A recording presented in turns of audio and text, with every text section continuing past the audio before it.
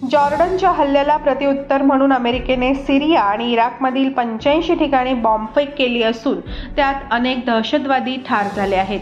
अमेरिकेच्या सैन्याने एका निवेदनात म्हटले आहे की त्यांच्या युद्धविमानांनी शुक्रवारी मध्यरात्री इराण रिव्होल्युशनरी गार्ड, इराक आणि सिरियामधील त्यांच्या समर्थित मिलिशियाच्या 85हून अधिक लक्ष्यांवर प्रत्युत्तरात्मक हवाई हल्ले केले.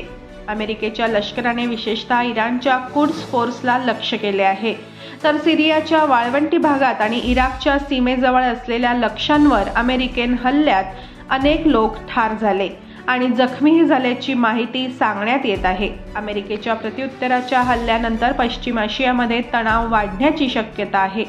गाझामध्ये गेल्या 3 महिन्यांपासून सुरू असलेल्या इस्रायल-हमास युद्धामुळे या भागात आधीच तणावाची परिस्थिती आहे.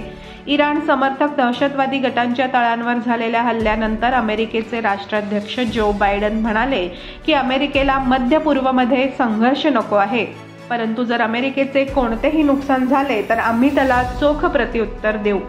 गेल्या रविवारी जॉर्डनमध्ये इराण समर्थित दहशतवादी गटांनी केलेल्या ड्रोन हल्ल्यात 3 अमेरिकन सैनिक ठार झाल्याचेही त्यांनी सांगितले.